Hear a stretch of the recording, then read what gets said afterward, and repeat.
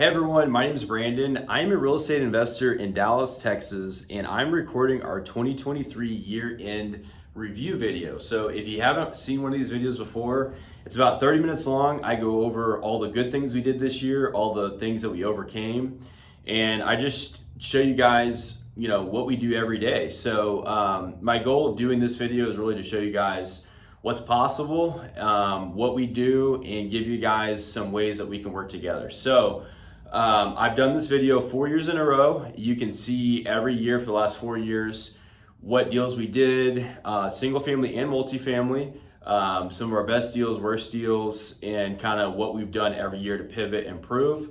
I usually will include our goals for the next year. So if you're curious what our goals are, and if you're in real estate, you'll probably enjoy this a lot. You can see what we're doing, how it compares to what you're doing. And if you're not in real estate and you want to get into it, you can see what it's like. So I'm going to start off with some stats. So for 2023, on the single family side, we closed 179 single family homes.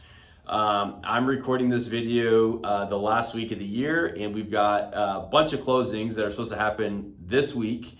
So we've got, out of that 179, we've sold probably all of them but 7 or 8. And those are all supposed to close in the next 3 or 4 days. So we'll see how it ends up. $3.7 million in revenue. It's our best revenue ever. So that is our best revenue ever since we've been doing this.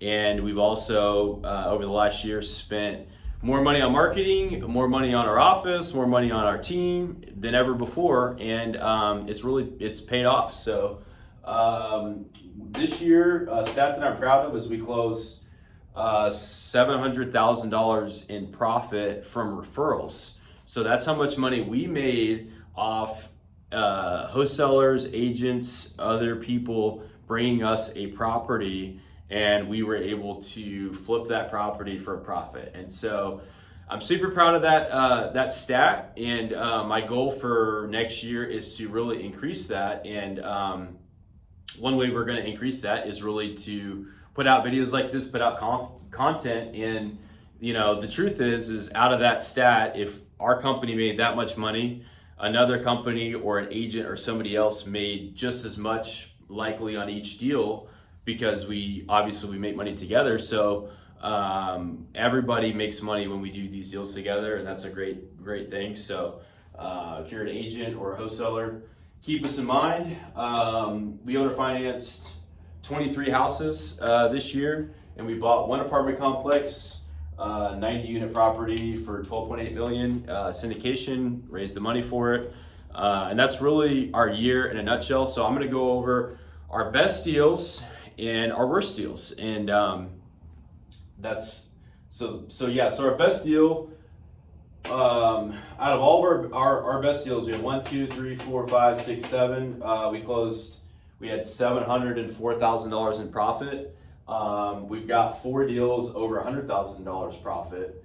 Super proud of that stat. All these deals we got directly from a seller, so we do a lot of direct seller marketing, and the profit margin has grown on some of our deals simply because the price point has increased a lot. So all these deals are in the $500,000 to $700,000 price point. And obviously, if we're flipping a $700,000 house, we can't make $20,000, or the profit is just not enough for the risk. So we flipped $150,000, $200,000 houses, and as the price point has increased in the markets that we're in, we started doing $300,000 to $400,000 houses, and that's kind of where we do most of our properties. But occasionally we get a $500,000, $600,000, $700,000 property, and that's where we can make the margin. So Mesa Verde, I didn't know that was our best deal until I sat down to record this. I thought this deal was actually a better deal. So that deal, $145,000. It was a great deal in Allen. It was a property that the seller had reached out to 2 or 3 home buying companies, and they'd gone under contract and they couldn't close, and they were going back and forth, and they were really having a hard time finding the right buyer, and it was actually a referral. So it was somebody who referred us to come out and meet with the seller. We did. I think that given the other companies that the seller had come out, a couple more Google searches, she probably would have found us, but we got in through a referral, and we got that property. I think we bought it for like $450. We ended up selling it for like $720, and we did fully renovate the property. It was in a great area, and that was the profit. Not really any hiccups there. It was a super easy. It was like a 2000 build. It's a great one. T Rose. This T Rose property was one of our best, not only profit deals, but really execution, because I feel like our whole team, from acquisition to disposition to project management, everybody crushed it on that deal. And we bought this property from a guy who I think he was going through a divorce, and it was a super nice house, and he wasn't really selling it at a significant discount. He was just looking at what he could probably list it for. And I think we bought it for around like 550 to 600 range. And at the time, it looked at the market, and we were like, yeah, we could probably sell it for like 650. Super clean house. It just wasn't really updated, but it was like pristine. The guy had upgraded everything he could, but it wasn't like super trendy with quartz and all this kind of stuff. It was just like granite and upgraded, outside stuff, fences, turf, garage doors, all that kind of stuff. So we bought it thinking it's a pretty good deal, not a great deal, but a pretty good deal. So we bought it, we renovated the whole thing. We didn't really renovate the whole thing. We cleaned it out and touched up, painted, and did what we were gonna do in less than a week. I'd say it was like 4 or 5 days. And then we listed it. We did a 3D virtual walkthrough, a scan, which we do a 3D scan on all of our properties now. It allows people who are overseas or in California, other places, to virtually tour our properties and then submit an offer that way. And so we did that scan. We listed it for sale, I think on a Friday, and we had 2 or 3 showings, multiple offers. I kind of pushed the sales price up from we were going to list it for like 700, and I think we decided to list it for like 730, 740, maybe 750. I don't know. But anyways, it had a super cool pool with this like pavilion style cover that like overlooked the pool. And somebody went and looked at it, and they just had to have it. So they made an offer that was like 30 or 40K above ask price, with like a 1-day option or something. And it was I think it was the day that we listed it that they made that offer. And 2 years ago, I would have said, no way, I'm not taking that offer. We're gonna let it run through the weekend. I'm gonna get multiple offers. The market's a little bit different. So I said, hey, let's take it. That's a good offer. And so we took the offer, made a really good profit. So essentially we bought a house for 550, 600,000, and we spent $5,000 on it, maybe 10. I mean, just basically doing paint, carpet. We didn't even really do the carpet. I think we shampooed the carpet, and we listed it for that big of a profit. So I'd say half of the profit was really not even buying it for way below market. It was just, we did a really good job of selling the property. And I think sometimes when you get into price points that are 600-700K, the comps aren't really clear. Maybe you sell it for 6, maybe you sell it for 8. There's not a comp to say one way or the other, but if it's got a really unique pool or something like that, sometimes you can sell it for 50 grand higher than what you thought you could have, just by trying and making sure it's like a really clean, nicely renovated, good looking property. Irving, we got a $100,000 profit on a regular 3-2 house in Irving. That one was a foreclosure deal. It had to close like super quick. I think we closed it in like 3 days. And we closed it. We did a ton of work. And oddly enough, even though interest rates have gone up a lot in the last year, occasionally we'll have a neighborhood where even though we think interest rates are going up and pricing is getting pushed down, we'll have a neighborhood where while we're renovating the property, we buy it, we're renovating it, we see a couple flippers come in, fully deck out a house and sell it for higher than what we thought.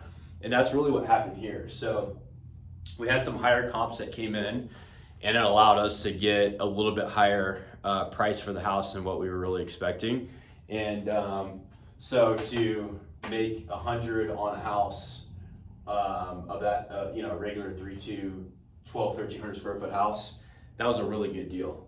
The Colony, that's a deal where it's very similar to these two deals. It's a $600,000 price point house. It is got it the exact same way. It's an inbound lead. Somebody wanted to sell it pretty quick. We underwrote it very conservatively. We thought, hey, here's the price. And after we've been on market a little while, we end up getting it under contract, and we're selling the house for a really good profit. Which, based on a $600,000 house, it's a great profit. So super proud of that one. I'm looking to do, obviously, if you look at our revenue numbers, if we sell 2 or 3 $200,000 houses and we sell one $600,000 house and make the same amount, it's a lot easier to sell one of them, right? So definitely like doing these bigger houses. This house in Anna, this one was a trip. So we got this lead on a Friday, and the foreclosure auction was the following Tuesday. And the following Monday was a holiday. I don't remember what holiday it was, but it was a holiday. So literally, this lady puts her info on our website. Hey, I need a cash offer. Well, I need to sell my house. It's going to foreclosure. So we look it up. One of our guys, within 15 minutes, gets in the car, drives out there, meets her there, and basically was like, so he's calling me like, hey, can we buy this house before, can we buy it today?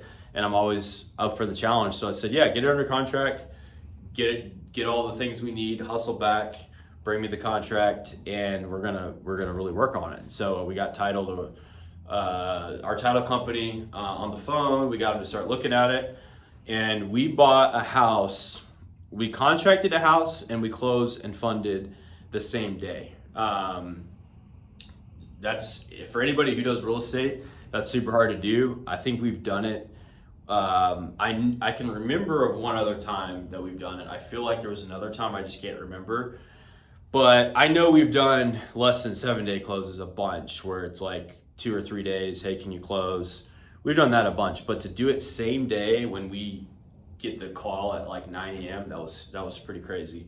And the sad thing is the lady had another home buying company that had been under contract, and they wanted to buy the house, but their title company wasn't confident that they could get it closed. For whatever reason, their title company was like not confident they could close, and it was kind of a weird title company that forced the buyer to terminate and basically said like, hey, I don't want to be responsible for this thing foreclosing.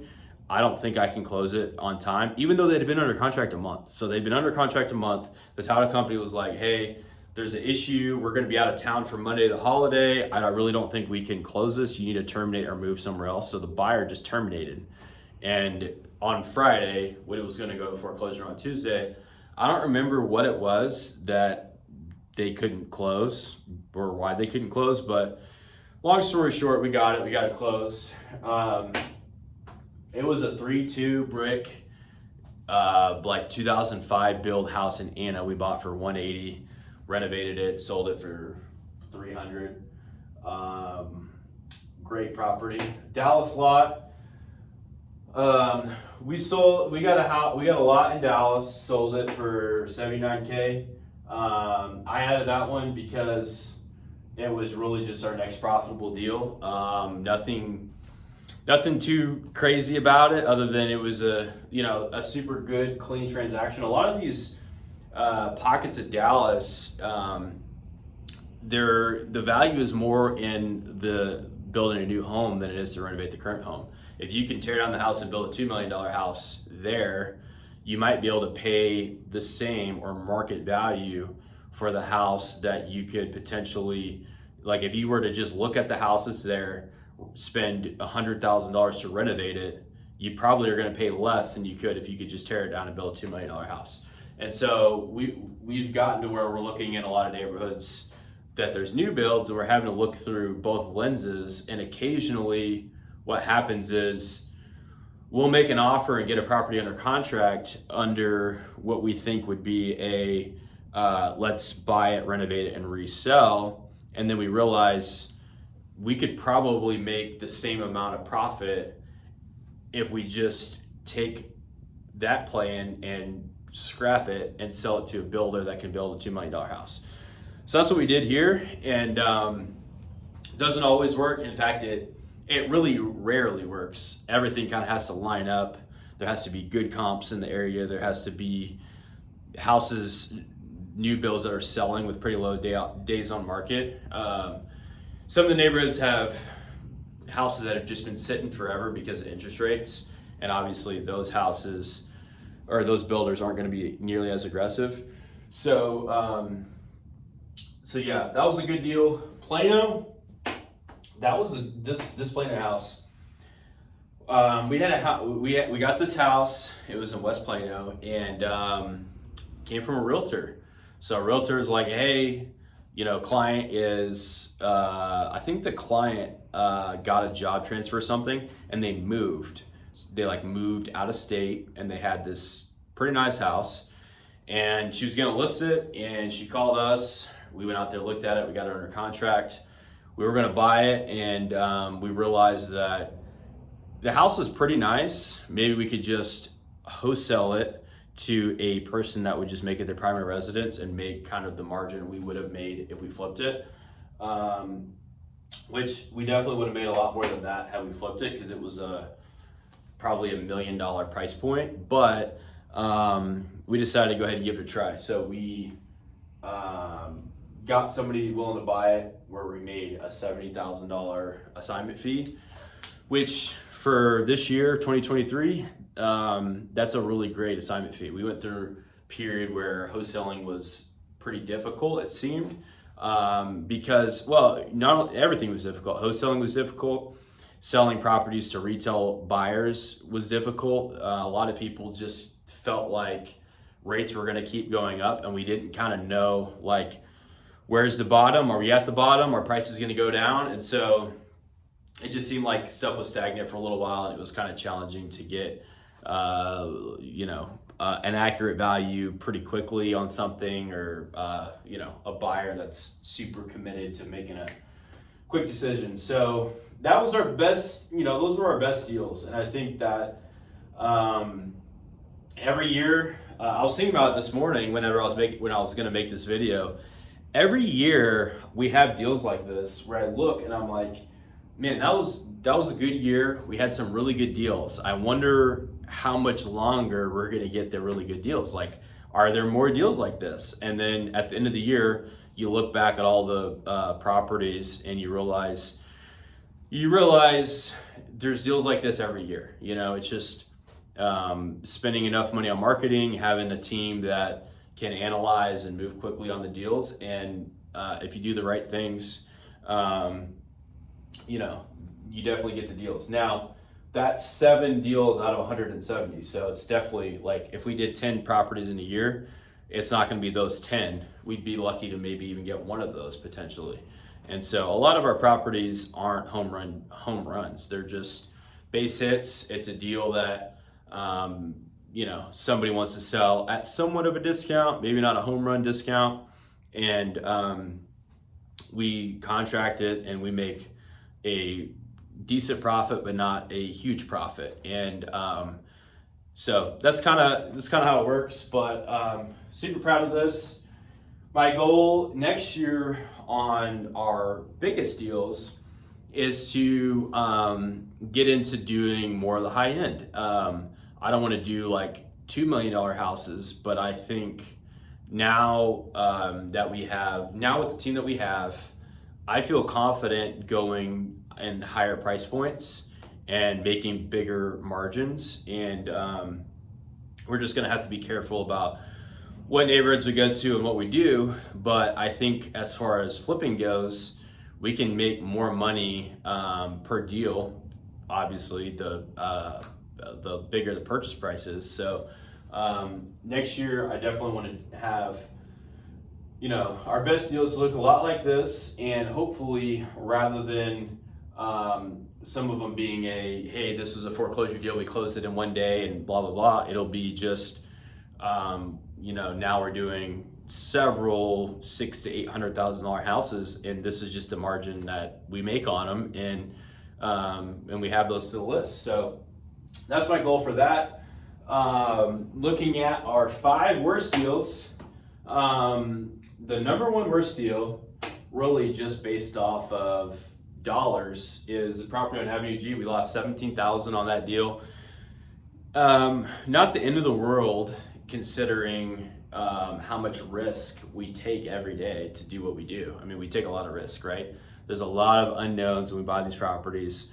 But we lost 17 grand on that deal. And so the story is, we had a institutional company, a hedge fund, that was liquidating properties. And we were buying, I don't know, we bought maybe 10 to 15 houses from them.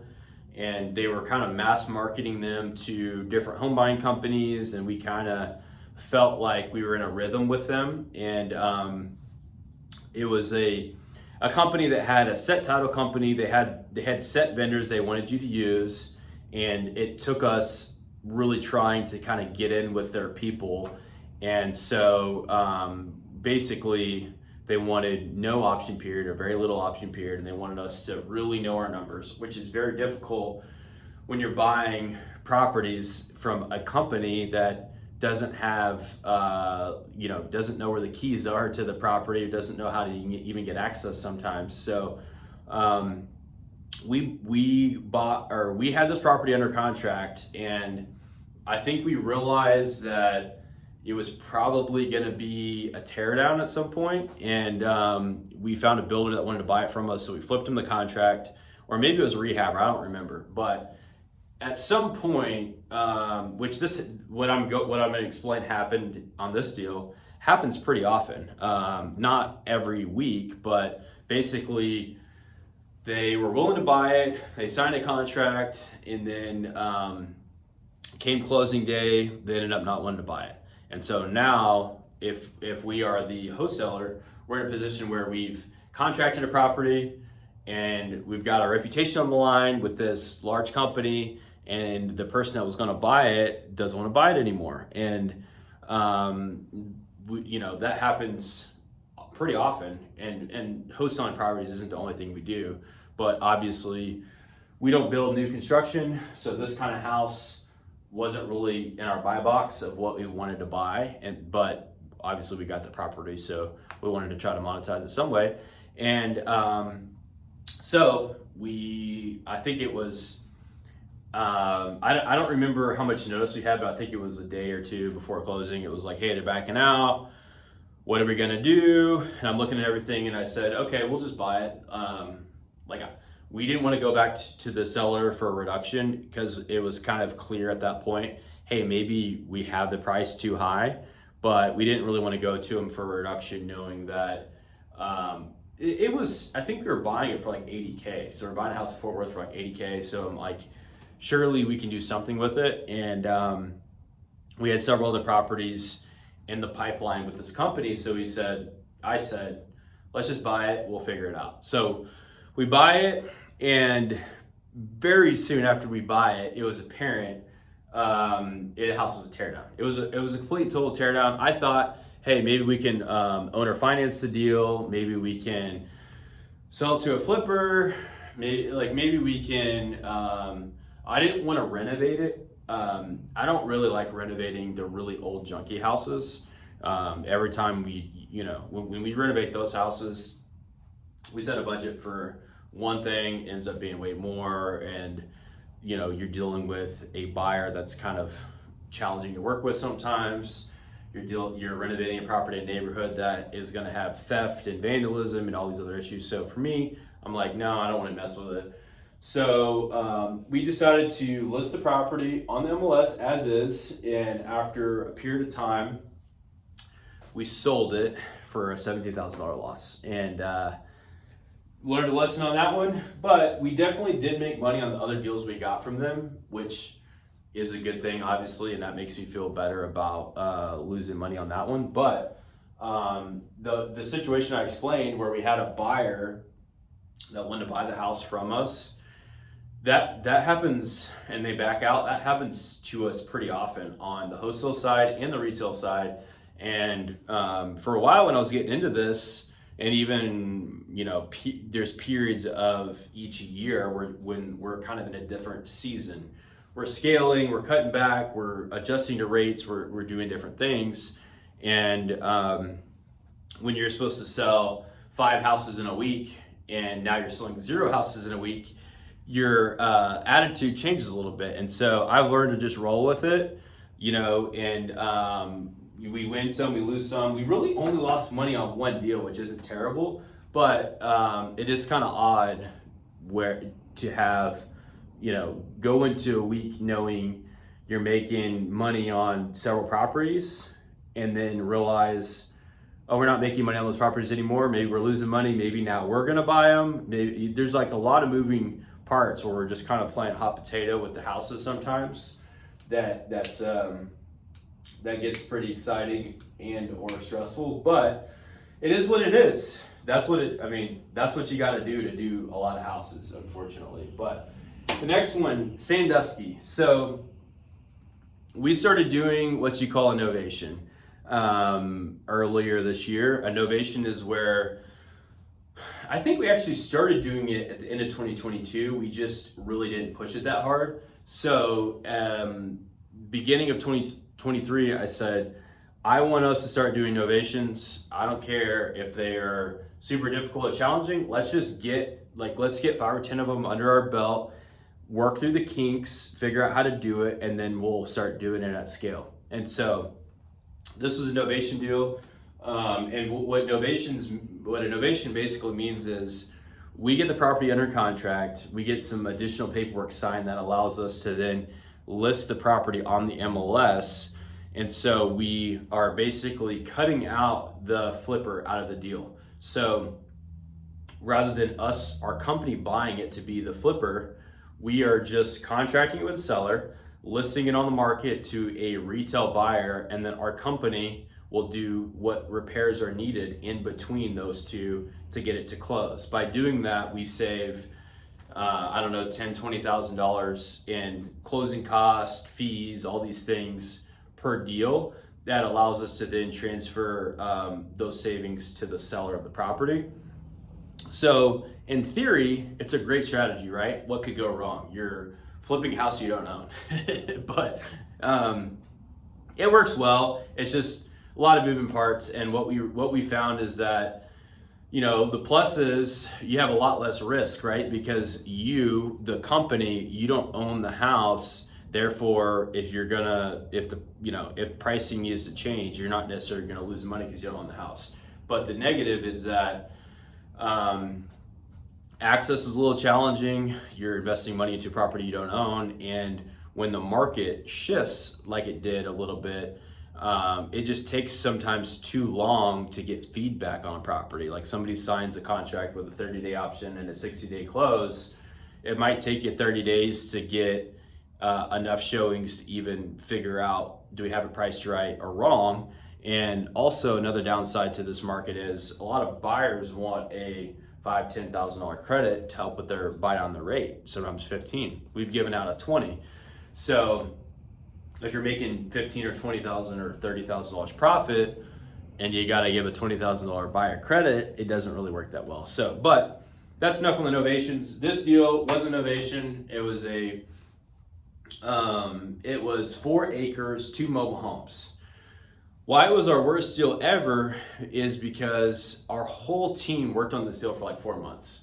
So I went through a period of this year, we're still in this year, 2023 while I'm recording this, where I was doing whatever it took to close some of these deals. And some of these deals, leading into Q4 of this year, I made the decision, I'm gonna start cutting deals loose a little earlier, because some of these I just would drag on and drag on and drag on. So this property, 4 months, I mean, we contracted it with the seller, we put it on the MLS, and sometimes the novation didn't necessarily have the whole renovation aspect of it, because if you're buying a mobile home in a random town and you're listing it on market, you're not really going to renovate the mobile home necessarily. You're just basically taking this property, putting it in front of a retail buyer, and maybe you're going to offer a credit or like something, maybe a HVAC,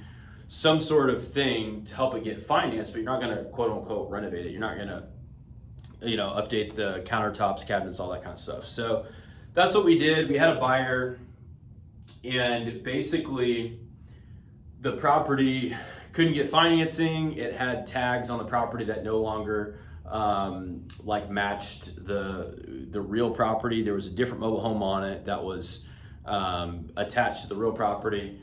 And we went back and forth. We changed lenders. We got another lender 2 or 3 times. We finally got a lender that could do the deal.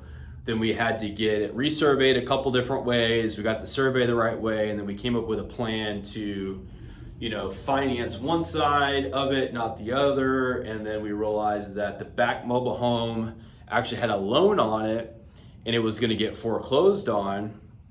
And so we just figured out a way to jump through all these hurdles. I got involved. I try not to get involved in these till the very end. Like, hey, this deal's about to fall off the cliff. I'm like, okay, let me get in there.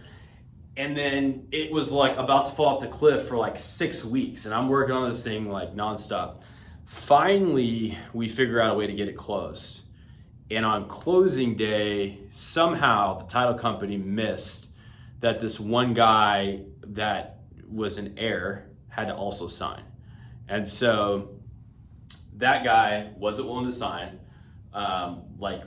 We had people going out to his house, team members, whatnot. At one point, I think the notary was chasing him in the yard, and the guy was running. I mean, these people were crazy. They lived out in the middle of nowhere. They didn't talk to people. It was like a movie. So the deal didn't close. 4 months, all these hoops, got to the closing table. On closing day, we have a buyer that's got paid for surveys, paid for all these things, all these plans, and doesn't get closed. So learn a lot of lessons there, right?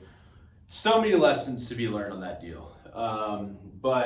And the truth is I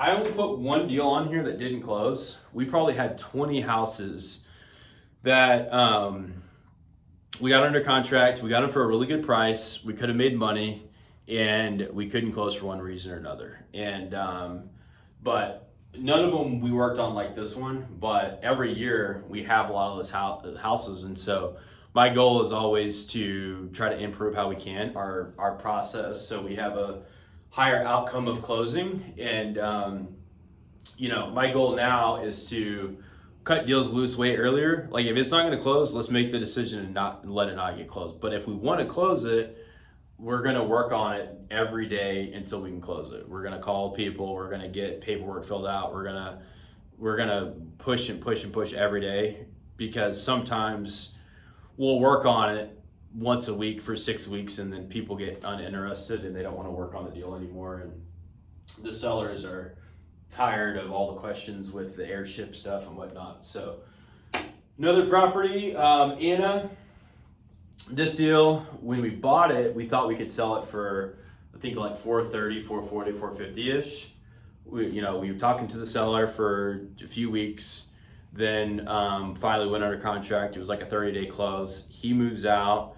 We do a 2 or 3 week renovation, and then we go to list it. I pull comps again, and I'm like, wow, we were gonna sell it for 430. There's actives right now at 400 or less that are renovated. And this was a super tight one. I think we bought it for 350, 360. It was kind of one of those deals where I looked at it and I'm like, we could probably buy it for this price, clean it out, and then relist it, and it'll be we'll maybe make a good amount, maybe make a little bit, but not a home run. That was the plan. But what happened in reality is it was actually infested with spiders. Super crazy situation. There was huge spider webs all throughout the house, and we had to treat it for spiders and some kind of weird smell like 6 or 8 times, in addition to painting, repairing a bunch of stuff. And so we ended up spending like 10, 15,000 on the house, maybe not 15, but around 10. And then we go to list it, and we literally could not sell the house. And what happened is, and what I realized is that over the last year, our biggest challenge was when we were buying houses in neighborhoods that were competing with builders, because we, as a flipper, we can't compete with the builders. The builders can offer rates that are far below what a normal lender can offer, with different kind of buy down built into the price, with different kind of all kinds of stuff. And so this property was right next door to like a 2000 new home subdivision. And so we listed it. Everybody would come through and say, "Hey, I love it. I mean, it's priced cheaper than the neighboring properties." And then we'd follow up and they'd say, "Well, they bought a new one. So finally, we reduced the price, went under contract, had a list of repairs. I put 0 because I didn't want to actually figure out to the penny, but I think we maybe made $2,000 or lost 2,000, but it's pretty close to one way or the other. Butler was a property in Fort Worth. We made 17,000, but it was probably the most challenging close that we had this whole year. The property, it was inherited. Well, not really inherited. The lady who owned it, but her husband passed away. She had 5, 6 grandkids that were living on our couch. A lot of them had friends. So the house is just full of people. I mean, not living on the couch, but let's just say that when we would go to the house, it'd be full of people, and it was very challenging to get access. It was very challenging to communicate. The actual seller, she really couldn't communicate that well as far as like hearing. She had hearing aids and whatnot, and her grandson had to help. So the whole thing was like super challenging. We ended up having to reschedule closing, I don't know, 3 or 4 times. I was actually out of the office for 3 or 4 days while it was all going on. We finally get it closed. Then the city, like somehow in that process, the city's like trying to put a demo lien on the house. We had to decide to a buyer who ended up not wanting to buy it anymore. Then everybody is just going around and around, and it's like a situation where we're spending like an hour on the phone several days in a row trying to like figure out what's going to happen with this deal. Long story short, we ended up buying it. We really didn't want to buy it, kind of similar to Avenue G, but we had to buy it. And then the city has this demo lien on it, and the house is full of people in the neighborhood that we couldn't get out. So we had to get people over to the house to trying to get out all the people that are in it, board it up, keep them out. And then we had to get several truckloads of trash out of the house. I mean, it was like nonstop. And then we had to continuously go to the house, make sure it's boarded up. People kept trying to break into it again. And then the code enforcement people were getting on us still. They didn't like how we did things. So we had to go back and forth with code enforcement. We finally got code enforcement happy, and we got everybody out of the house. We got it boarded up. We got all the trash out. They released all the demo liens or whatever they gave, all the notices or warnings. And then we were thinking about owner financing the house. We were thinking about flipping it. We were thinking about selling it as is. We ended up selling it to a flipper who was going to flip it. It was just a bad neighborhood. Like I said before in the video, I don't like renovating houses in neighborhoods like that. But it had a double lot. So it was on a 50 by like a 120 lot, and then next door to it was like a 50 by 120. So somebody could have split it in half, sold the second lot for 50 to 70K probably, which might be what the guy was going to do. But to even get that done, you're going to have to babysit the house probably on a weekly basis because of the neighbors in the neighborhood and all that kind of stuff. So essentially why this is up here is because we were going to make, I don't remember for sure, but probably double that amount on the deal. And then it got really sideways with access, the seller's timeline and all the people involved on the transaction. And we went from making double that to our profit got cut in half. And we ended up buying it, owning it for a few weeks, cleaning it out, dealing with code enforcement, dealing with all these people to get it done. And so that's really why that's up here, to show that sometimes you have one plan of how you think it's going to go and it just goes completely different. And it is what it is. I mean, there's nothing we can do. It's out of our control. But 2024, 200 deals. That's my goal, 200 deals. We're doing a lot of marketing in DFW. We're doing a lot of marketing in other markets that are major metros around here. Well, not around here, in Texas. We're going to start doing some marketing in Houston, San Antonio, these other markets. See if we can stir up some inbound leads that way. I'm trying to increase our networking and referrals. If you've been watching some of my content for a little while, you know that we just got a new, much bigger office, and we're going to utilize our office to have people come in, do some networking stuff. So if you're still watching this video right now, to this point, you're definitely interested in real estate, and you need to reach out, see how we can work together. You can come in our office, check it out. Our team's here every day. We have a lot of fun here. We'd love to work with you. We want to buy 2 apartment deals. We bought one in 23, really because with rates as high as they went, there's just a big gap between what people want for their commercial real estate and what we can afford to pay in some circumstances. So hopefully that changes a little bit. So my goal for 2024 is buy 2 apartment deals and refinance 2 apartment deals. I got 2 deals that could be refinanced, just depending on a lot of different things. And so I was trying to do it last year. Halfway through the year, rates started going up. And now I believe we're kind of in a decent window opportunity to refinance them. So that's my goal. I hope you guys enjoyed this video. Like I said before, I've made one of these every year for the past 3 years. So this is my 4th one. I'm going to put a link below to some of the other videos if you guys want to check it out. And if you guys are local in DFW and you want to learn how to do real estate, or you're already in real estate, feel free to reach out to me, come by our office, check it out, and I hope to work with you guys soon.